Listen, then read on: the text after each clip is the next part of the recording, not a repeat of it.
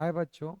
जैसा कि आज बिहार बोर्ड के फिजिक्स का एग्जाम था, आइए हम लोग देखते हैं इसके ऑब्जेक्टिव क्वेश्चन को कि कैसा रहा ऑब्जेक्टिव क्वेश्चन और इसके क्या क्या आंसर है, इनमें क्या त्रुटियां भी है कि नहीं।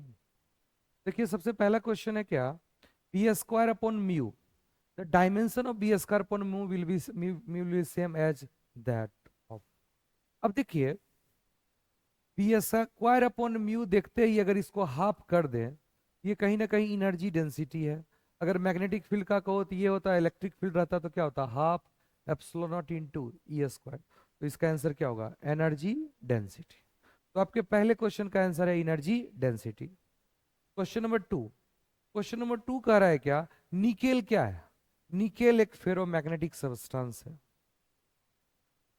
दूसरा है कि in halfway rectifier if input frequency is 50 hertz then output. तो ये क्या होता है, हाफवे रेक्टिफायर कैसा होता है। मान लीजिए हमारा इनपुट है ऐसा, तो हाफवे रेक्टिफायर क्या करेगा, इसमें आधे को तो करेक्ट कर देगा, ये गायब कर देगा, तो आखिर फिर भी इसके इतने ही तो रहे। इसलिए हाफवे रेक्टिफायर में जो इनपुट फ्रीक्वेंसी होती है वही हमारा आउटपुट फ्रीक्वेंसी होता है। तो अगर हम 50 हर्ट्ज के इनपुट फ्रीक्वेंसी दिए तो 50 हर्ट्ज ही हो जाएगा। लेकिन यही अगर आता फुल वेव रेक्टिफायर, तो फुल वेव रेक्टिफायर में क्या होता है कि ये आपका इनपुट है और आउटपुट क्या होता है, आउटपुट हो जाता है या तो ऊपर ऊपर वाला। तो ऐसे में इसकी फ्रीक्वेंसी बढ़ जाती है, दुगनी हो जाती है, किसमें, फुल वेव रेक्टिफायर। लेकिन हमको एग्जामिनर क्या पूछा, हाफ वेव रेक्टिफायर। तो हाफ वेव रेक्टिफायर में जो आपकी इनपुट फ्रीक्वेंसी होगी वही आपकी क्या होगी, आउटपुट फ्रीक्वेंसी। इसलिए इसका आंसर क्या होगा, 50 हर्ट्ज। अब कह रहा है क्या, how many joules of energy when will released due to the mass defect of 1 milligram. अब बताइए ई बराबर क्या होता है, एम सी स्क्वायर। अब मास कितना है, 10 पर पावर -6। ये किलोग्राम में रखोगे तब तो ऐसा यूनिट रखोगे, 10 पर पावर -6 के जी। और सी का वैल्यू होता है 3 × 10 पर पावर 8 मीटर पर सेकेंड। इसका क्या होगा स्क्वायर। ये थ्री थ्री जा क्या हो गया 9 × 10 पर पावर 16 - 6 जो जूल होगा, तो 9 × 10 पर पावर क्या हो गया 10 जूल, जो कि आंसर क्या है सी। नेक्स्ट क्वेश्चन है क्या कि 49 वोल्ट और 64 वोल्ट, अच्छा ठीक है, the ratio of de Broglie wavelength lambda is equal to क्या होता है, एच अपॉन पी।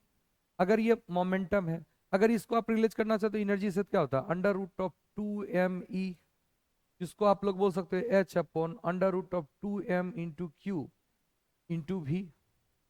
यही हमारा potential difference. It means lambda inversely proportional to square root of क्या होता है, पोटेंशियल डिफरेंस। तो कह रहे the ratio of de Broglie filament associated with the two electron accelerated with 49 volt और 64 वोल्ट। तो lambda inversely square root of potential है। तो lambda 1 upon lambda 2 is equal to होगा square root of V2/V1, that is square root of 64/49, जो कि आपका 8/7 होगा। इसलिए आंसर डी होगा। तो इसका आंसर क्या आ गया D, because lambda square root of क्या होता है, पोटेंशियल डिफरेंस। अगला क्वेश्चन है के नंबर में, a ray of light is incident normally. अब एक मिरर है, इस पे लाइट अगर नॉर्मली गिरा, ये रिफ्लेक्ट भी होगा नॉर्मली। तो इसका एंगल ऑफ रिफ्लेक्शन क्या होगा, तो आपका एंगल ऑफ इंसिडेंस क्या है 0, तो आपका एंगल ऑफ रिफ्लेक्शन भी क्या होगा 0। बिकॉज कह रहा है क्या, एंगल ऑफ इंसिडेंट बराबर एंगल ऑफ रिफ्लेक्शन। अगला कह रहा है कि phase difference phi is related to path difference. आपको पता होना चाहिए lambda path difference 2 pi phase difference करता है क्रिएट। तो एक क्या करेगा 2 पाई/लेमडा, इसलिए आपको पाथ डिफरेंस पूछा है, तो एक्चुअली उल्टा लगाओ। 2 पाई फेज डिफरेंस में पाथ डिफरेंस लेमडा होता है, इसलिए 1 में लेमडा/2 पाई, इसलिए फाइव में क्या होगा लेमडा/2 पाई इंटू 5। यही हमारा पाथ डिफरेंस हुआ। तो आपका जो डेल्टा एल होगा वो लेमडा/2 पाई इंटू 5 होगा। और ये ऑप्शन कहाँ है, लेमडा/2 पाई इंटू 1.5, ऑप्शन सी है। नेक्स्ट क्वेश्चन है क्या, when an electric dipole P is placed in an uniform electric field E, then the angle between P and E, the value of torque. When an electric dipole P is placed in uniform electric field E, then at what angle between P and E the torque will be maximum. Torque क्या होता है, P cross E, और ये maximum कब होगा, mod of P mod of E sine theta, और sine theta का value maximum जो हो जाए तो हो जाएगा, और वो कब होता है, थीटा इज इक्वल टू 90 डिग्री। ये सी आंसर है। नेक्स्ट क्वेश्चन है, क्या कह रहा है, a circular loop of radius R, इसका रेडियस आर है और करंट इसमें आई कर रहा है, the magnetic dipole moment M बराबर होता है I into area, I into pi R square, इसलिए आंसर होगा डी।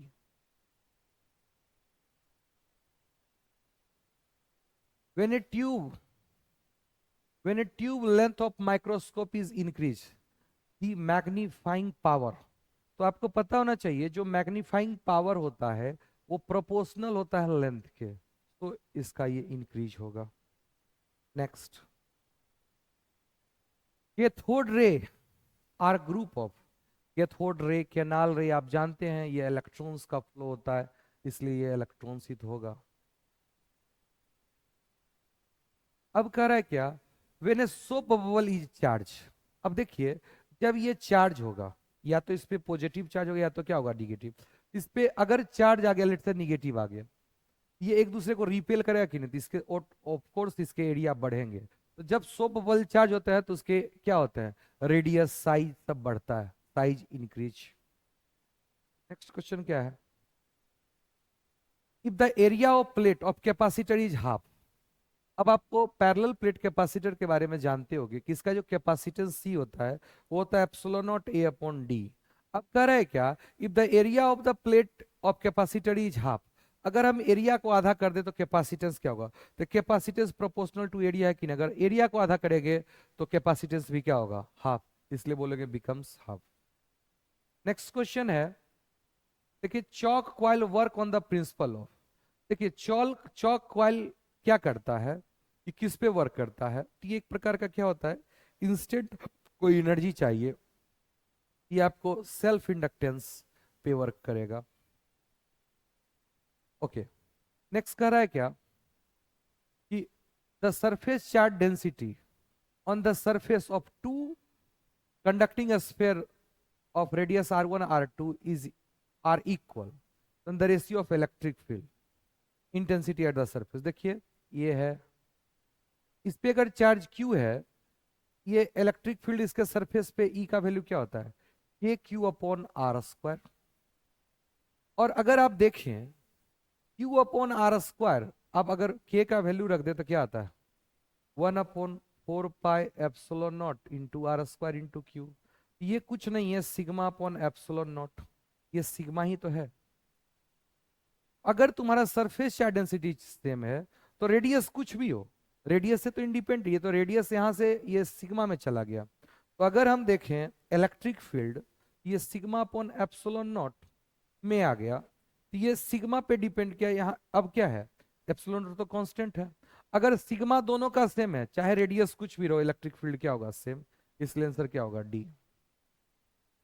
क्योंकि देखिए अगर आप रेडियस को बड़ा कर रहे हो, चार्ज भले बढ़ रहा है तो चार्ज भी बढ़ रहा है, क्योंकि सिग्मा सेम रखने के लिए जो चार्ज इस पे चाहिए उतना उतना चार्ज में तो ये सिग्मा नहीं होगा, तो इसके चार्ज भी बढ़ रहे हैं, तो अगर R1 से R2 करने पे इसके एरिया बढ़ रहे हैं, इसके चार्ज भी बढ़ रहे हैं, बट सिग्मा तो सेम है, इसलिए आप जानते हो किसी भी सरफेस पे अगर सिग्मा चार्ज डेंसिटी है, इसके सामने इलेक्ट्रिक फील्ड होता है सिग्मा अपॉन एप्सिलॉन नॉट या सिग्मा अपॉन 2 एप्सिलॉन नॉट, जानते हो कंडक्टर में सिग्मा अपॉन, ठीक है।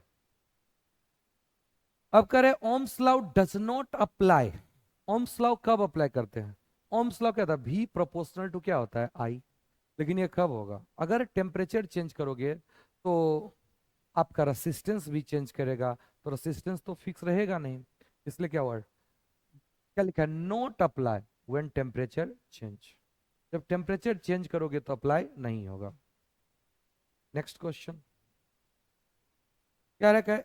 An example of natural electromagnetic induction, of course lightning ही होता है, रेडियो तो नहीं होगा, वो नेचुरल थोड़ी है। अगला, विच quantity decrease in step down transformer. दो प्रकार के ट्रांसफार्मर होते हैं, एक स्टेप अप ट्रांसफार्मर, एक step down transformer.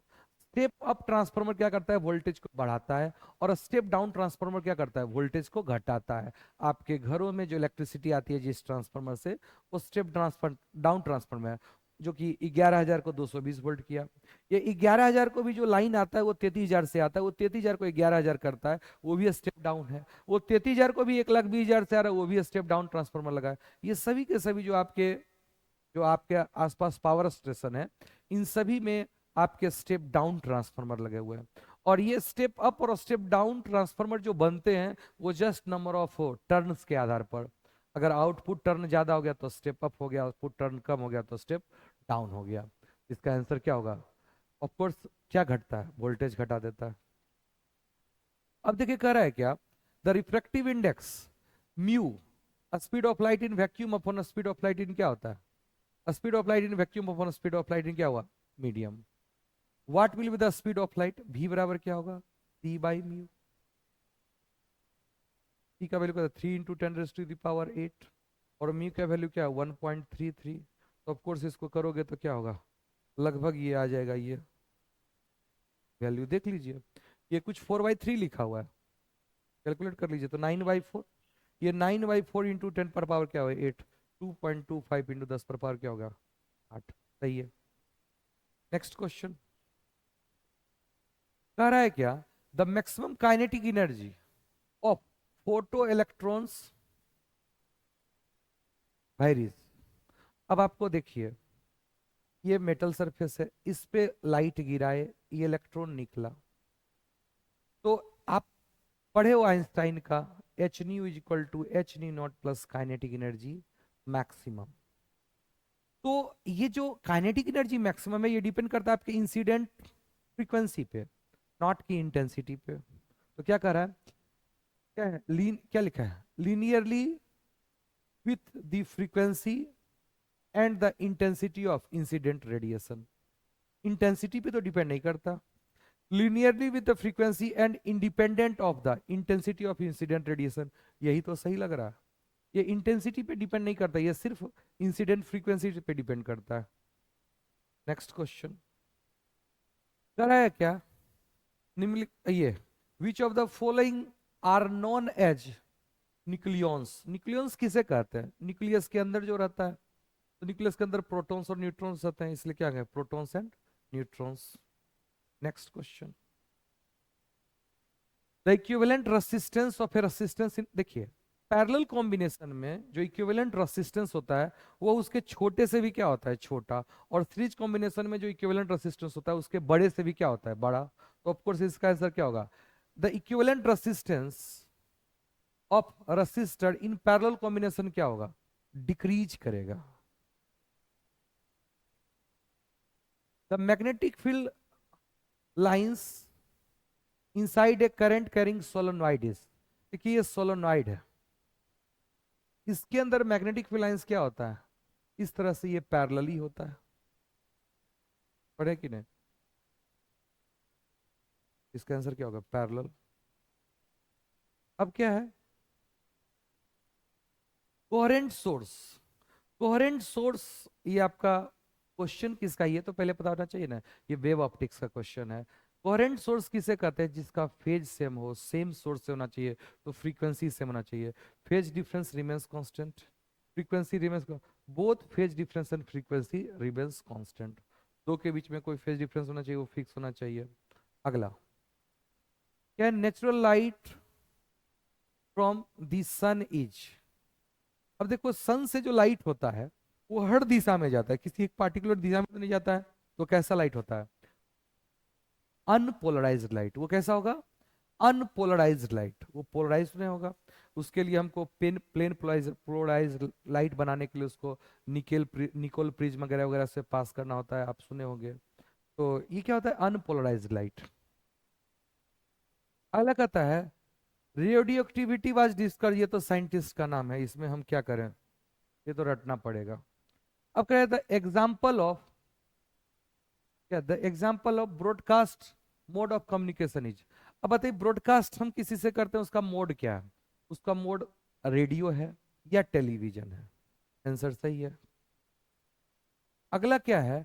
Which device is use as a voltage regulator. Voltage regulator का मतलब होता है जो फिक्स वोल्टेज दे, उसके लिए हम लोग यूज करते हैं Zener diode. Zener diode is also called as voltage regulator, आप पढ़े होगे। अगला है the momentum p of photon. Lambda is equal to होता है एच अपॉन पी, तो पी इज इक्वल टू क्या हो गया? H upon lambda.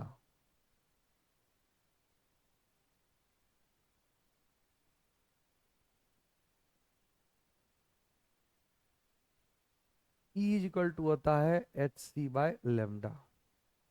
ये तो एनर्जी है। Okay, H by lambda. कहाँ है एच बाय लेमडा? नेक्स्ट कह रहा है कि radius of lowest Bohr orbit of hydrogen atom is r naught, then the radius of second orbit. R बराबर पढ़े होगे n square upon Z. R proportional to n square upon क्या होता है? Z. R is equal to r naught n square upon Z. अगर हम यहाँ पहले वन स्क्वायर था n is equal to one के लिए, n is equal to two के लिए क्या होगा? Two square. जेड तो हाइड्रोजन है, वन होगा, तो of course r is equal to क्या होगा? Four r naught. इसलिए आंसर होगा D. Next, the magnetic field is same. Magnetic field is same but area of the loop is increase then flux. I is equal to क्या होता है? B dot S. अगर area बढ़ाओगे तो flux भी क्या होगा? बढ़ेगा। अगला, दी वोल्टेज ऑफ डोमेस्टिक। देखिए एसी में आपको याद रखना है, एसी में जो भी इंफॉर्मेशन दिए बिना कहे देगा वो सभी के सभी रूट मीन स्क्वायर होता है, ये मैं पढ़ाया हूं।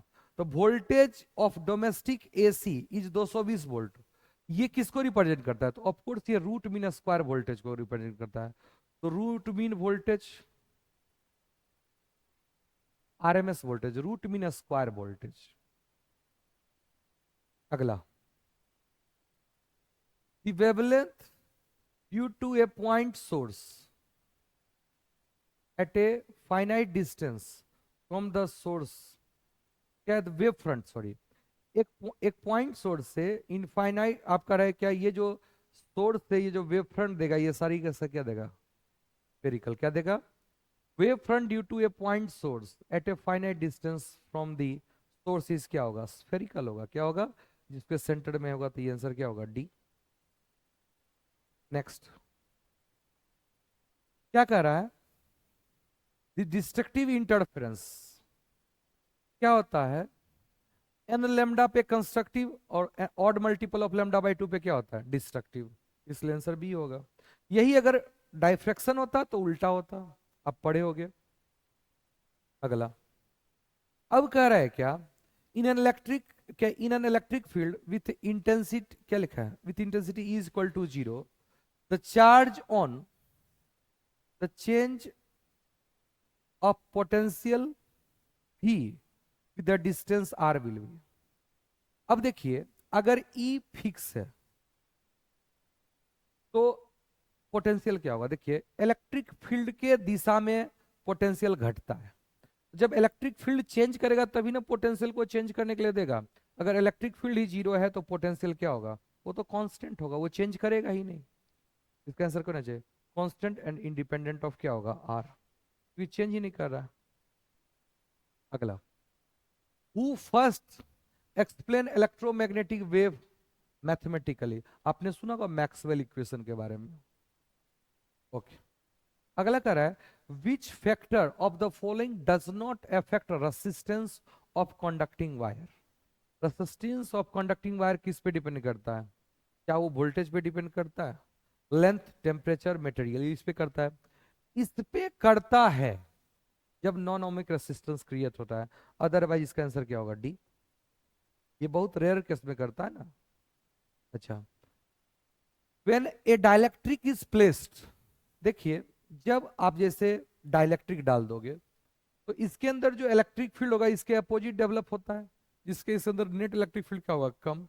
When dielectric is placed in an external electric field the effective electric field inside the dielectric क्या होगा, डिक्रीज। नेक्स्ट कह रहा है कि 1 माइक्रोफैराड, अच्छा ये the capacitant the cap a capacitor of capacitance 1 microfarad is kept at 1 volt potential difference between the plate, the charge on the charge capacitor q is equal to क्या पड़ेगा, c into v।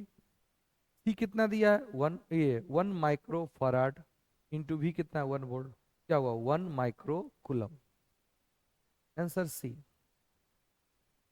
अब कह रहा है क्या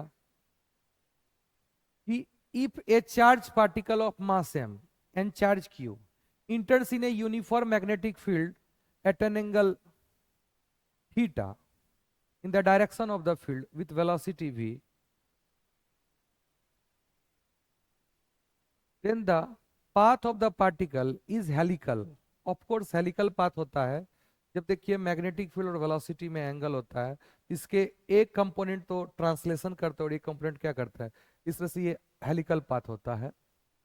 तो पूछ रहा है क्या, the radius of circular path of the helical wheel, क्या ये आर बराबर क्या होता है, m v sine theta upon q B. क्योंकि देखिए ये अगर आपको पता होना चाहिए, ये आपका मैग्नेटिक फील्ड है, ये आपका वेलोसिटी, ये एंगल थीटा है, इसका ये है भी कॉस थीटा, इसका कारण ये इधर चलेगा, और ये जो भी साइन थीटा है यही बेंड करता है ये मैग्नेटिक फील्ड, इसी कारण वो सर्कुलर पाथ चलता है।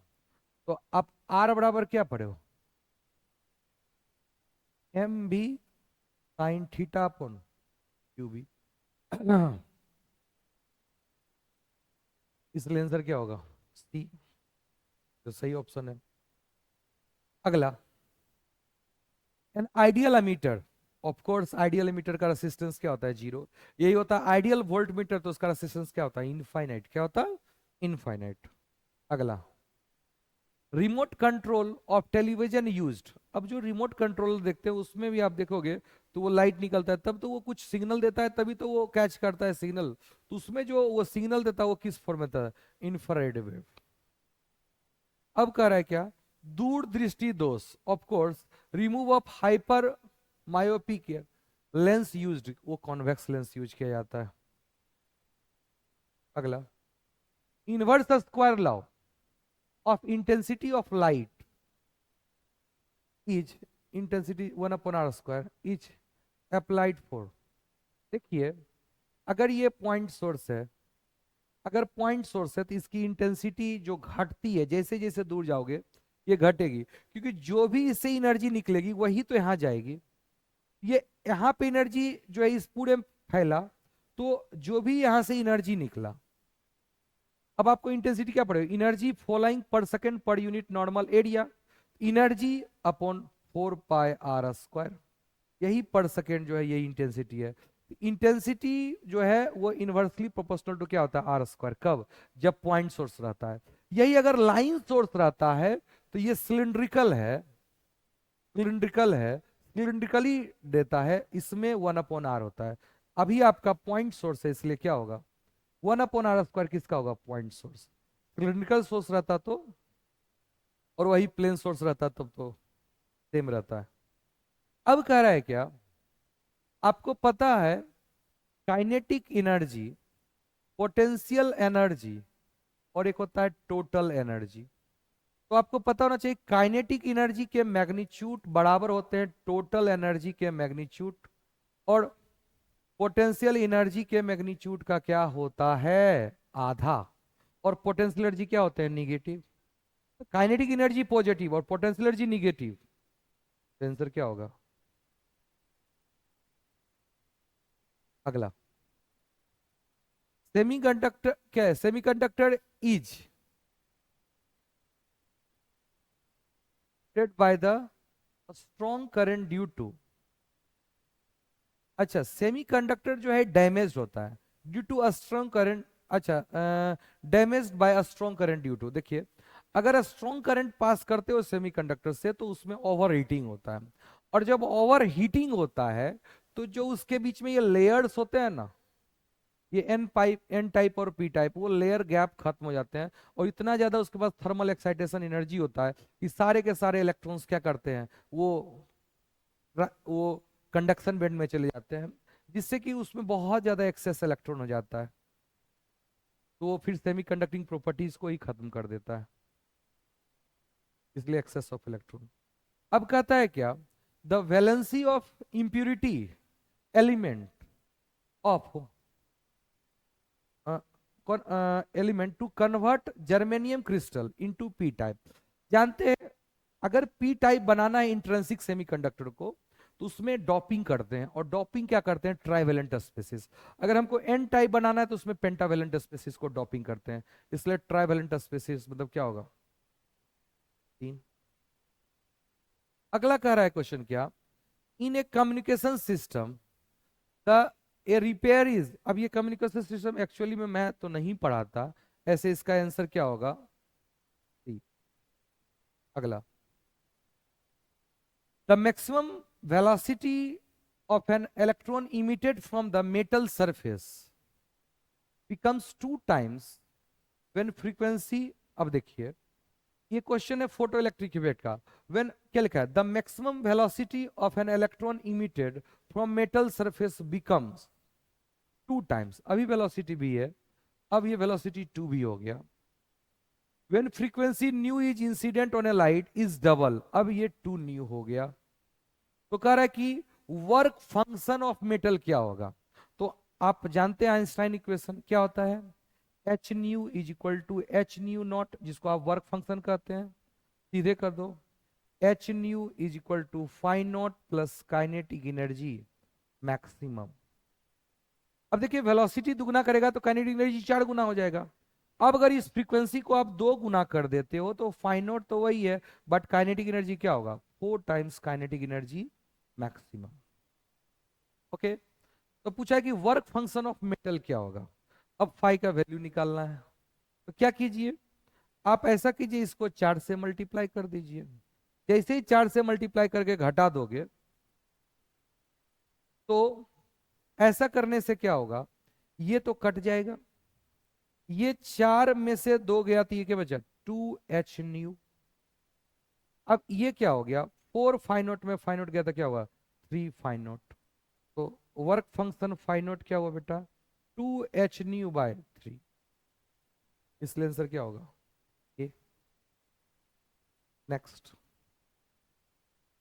नेक्स्ट क्वेश्चन कह रहा है क्या, okay, if a bar magnet, एक बार मैग्नेट है, is cut into 2 equal piece transverse to the length, length के ट्रांसवर्स मतलब perpendicular, then the each piece. अब देखिए आप जानते हो पोल स्ट्रेंथ इनटू लेंथ जो होता है वही डाइपोल मोमेंट होता है, अगर लेंथ को हम आधा कर देंगे तो पोल क्या होगा, पोल स्ट्रेंथ बोले तो डाइपोल मोमेंट घट जाएगा कि नहीं, आधा हो जाएगा कि नहीं, मैग्नेटिक डाइपोल मोमेंट ही आधा हो जाएगा।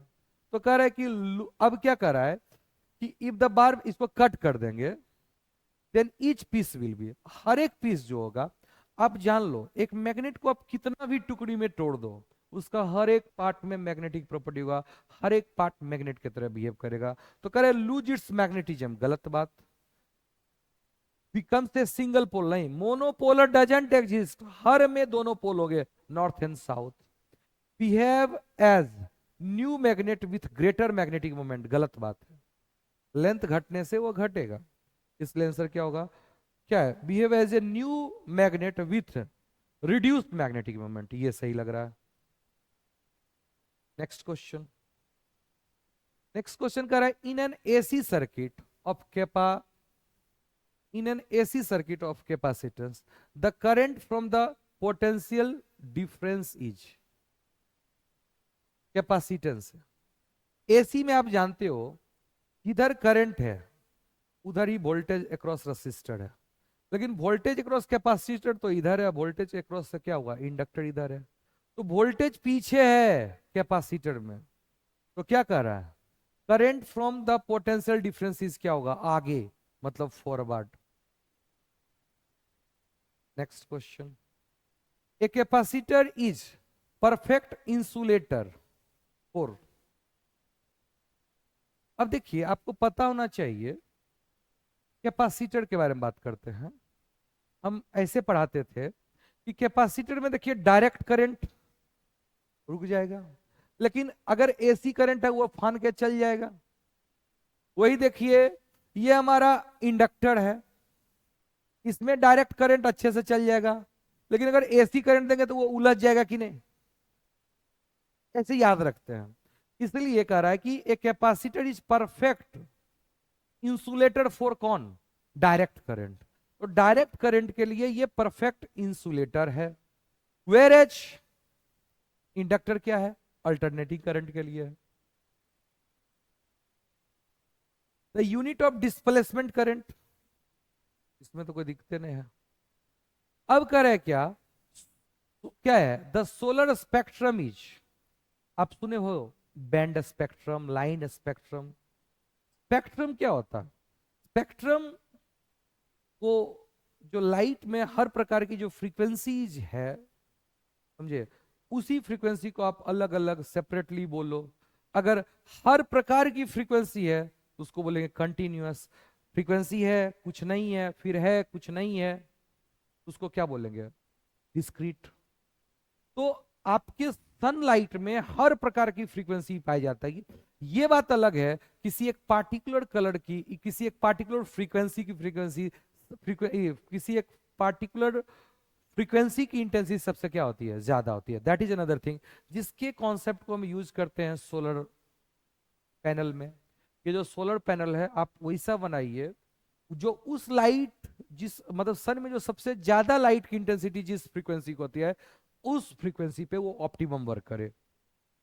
तो कह रहे सोलर स्पेक्ट्रम इच कैसा होता है, लाइन स्पेक्ट्रम। लाइन स्पेक्ट्रम मतलब कुछ छूटा हुआ है, जबकि सन में हर प्रकार का, आप सन से फोटोसिंथेसिस क्रिया क्या क्या नहीं करते हो।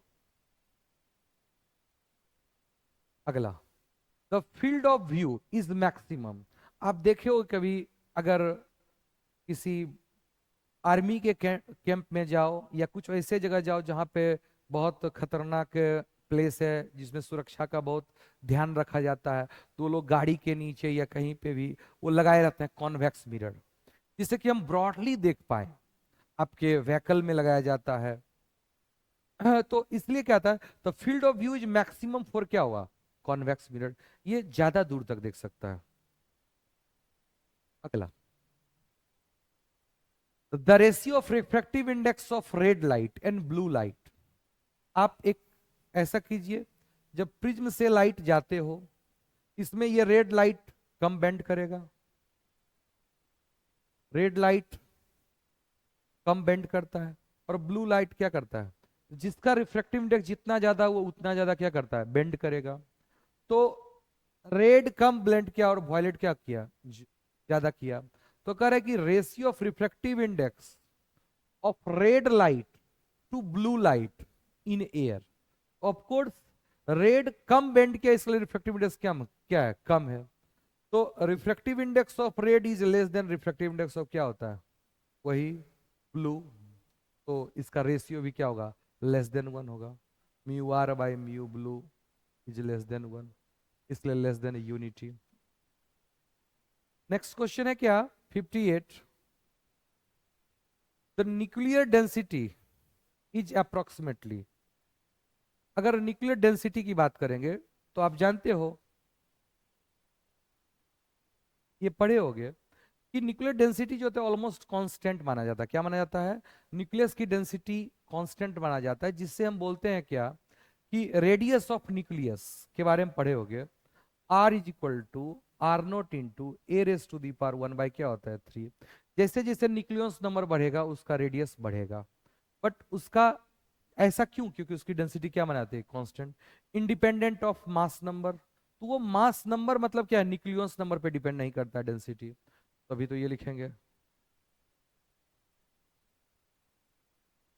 नेक्स्ट 58, इन ए ट्रांजिस्टर, ट्रांजिस्टर में 3 होता है, बेस, इमीटर और कलेक्टर। इसमें सबसे कम बायस जो होता है वो बेस होता है। आप पढ़े हो बेस, इमीटर और कलेक्टर। तो उस अनुसार से देख रहा क्या, क्या लिखा है, concentration of impurities in emitter is minimum, गलत बात है। Concentration of impurities in base is minimum. ये ऑप्शन सही लग रहा है। अगला, कूलम्स लॉ इज वैलिड। आपको पता होना चाहिए कूलम्स लॉ किसके लिए वैलिड है। या तो पॉइंट चार्ज होना चाहिए, या तो अगर पॉइंट चार्ज नहीं है तो चार्ज सिमेट्रिकली डिस्ट्रीब्यूट होना चाहिए। अब यहाँ पे क्या आंसर होगा बेटा, पॉइंट चार्ज। ये क्या लिखा है, डिस्पर्स चार्ज ओनली नहीं। तो पॉइंट चार्ज के लिए एप्लीकेबल होता है ये। अगर पॉइंट चार्ज नहीं है तो स्फेरिकली चार्ज होना चाहिए, सिमेट्रिकली डिस्ट्रीब्यूटेड होना चाहिए।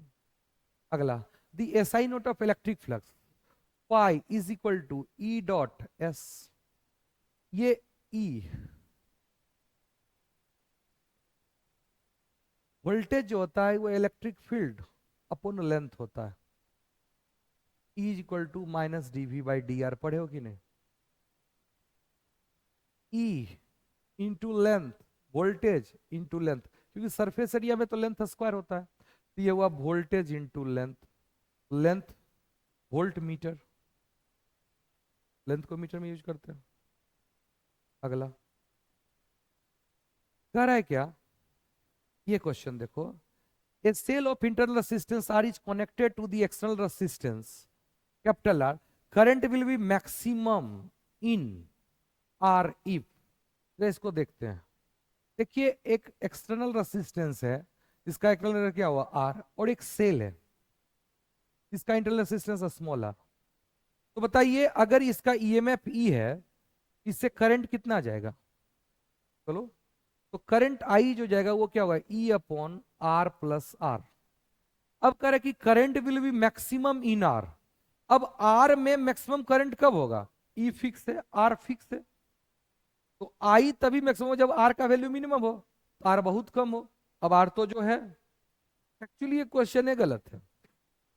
ये क्वेश्चन जो वो सेंस से देना चाहता है उस अनुसार से पावर मैक्सिमम पूछा जाता है कि पावर आउटपुट मैक्सिमम। ये एक्चुअली गलत क्वेश्चन वो बना है। अगर यही पूछा जाता पावर आउटपुट मैक्सिमम, जो आप लोगों रटाए हैं कि जब इंटरनल रेसिस्टेंस एक्सटर्नल रेसिस्टेंस के बराबर होता है तो आउटपुट पावर क्या होता है, मैक्सिमम, वैसे केस में आर बराबर आर होता है। ऐसे ये क्वेश्चन गलत है। ऐसे ये क्वेश्चन क्या है, ये गलत है। और अगर इस रूप में इसका आंसर देना चाहते हो तो करेंट आर पे डिपेंड करता है, current will be maximum in r. अब वो आर में मैक्सिमम करंट कब होगा, जितना आर कम होगा। आर कैपिटल आर जितना कम होगा करंट उतना ज्यादा होगा। क्या जवाब दें। अब आर लेस देन आर, अब लेस देन में कितना लेस देन, यहाँ आर बाई टू भी है, क्या करें। ये क्वेश्चन ही गलत है। यहाँ पे पावर आउटपुट मैक्सिमम बोलता तो सही था, capital r is equal to small r. ये गलत बात है, गलत क्वेश्चन है। In L r, in L and r representation inductance the resist क्या है, and resistance respectively, the unit of L upon r. आपने पढ़ा होगा डिस्चार्जिंग और चार्जिंग ऑफ इंडक्टर।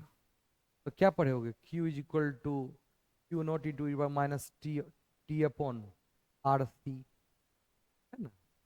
और अगर इंडक्टर में होता है तो वही आप पढ़े होगे, कुछ इस प्रकार का पढ़ोगे, एल आर सर्किट बोल रहा है।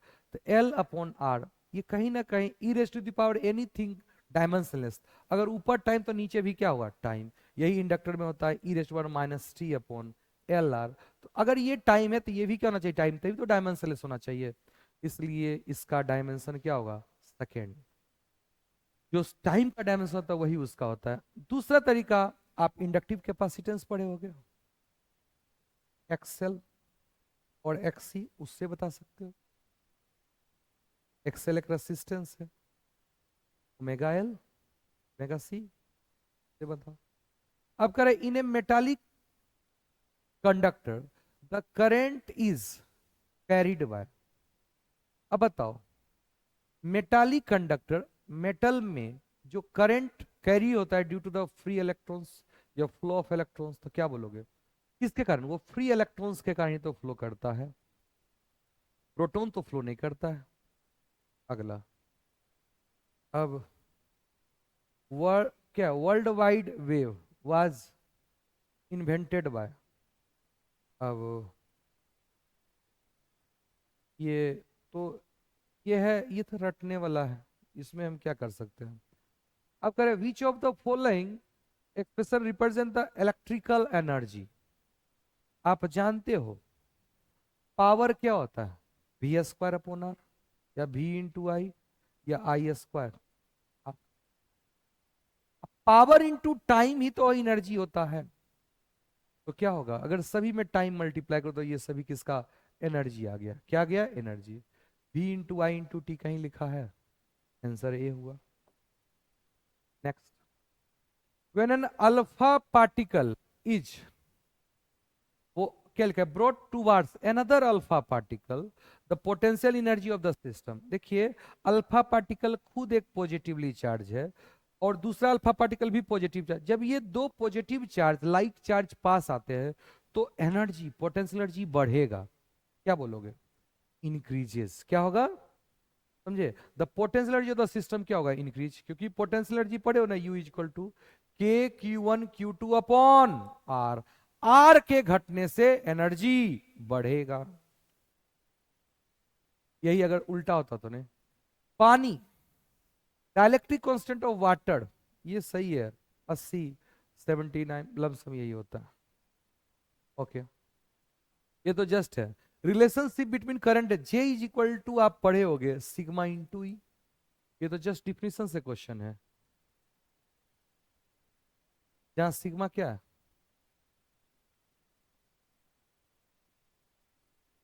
कंडक्टिविटी। आर बराबर rho into L upon A, R को रेसिस्टेंस, इसको रेसिस्टिविटी, और 1 बाय रो जो होता है वो सिग्मा होता है। इसको रेसिस्टिविटी बोलते हैं, इसको कंडक्टिविटी, इसको रेसिस्टेंस बोलते हैं, इसका उल्टा क्या होता है, कंडक्टेंस। नेक्स्ट, नेक्स्ट क्या है, द येलो कलर, आप पढ़े होगे B V Rao Great Britain having very good wife. B B Rao, 0 1 2 3 4, B V Rao Great Britain having very good wife, ये कार्बन कलर का है क्वेश्चन। अब mu is equal to mu naught into mu r, पता है ना। तो mu r is equal to क्या होता है, म्यू अपॉन म्यू नॉट, यही तो है इसी मीडियम में। नेक्स्ट क्वेश्चन है, इस तरह से आपका 70 क्वेश्चन का 70 ऑब्जेक्टिव क्वेश्चन हो गया। इन पूरे 70 क्वेश्चन में कुछ क्वेश्चन ऐसे थे जो साइंटिस्ट के नाम से पूछे गए, मे भी आप नहीं जान सकते हो। एक क्वेश्चन मात्र ऐसा था जो कि गलत था मेरे अनुसार से। अब इस 70 में आपको 35 बनाता, आई होप 70 में 35 बनाना बहुत इजी है, आप बना सकते हैं। आई होप आपका अच्छा एग्जाम गया होगा। आगे के एग्जाम के लिए all the best. Thank you.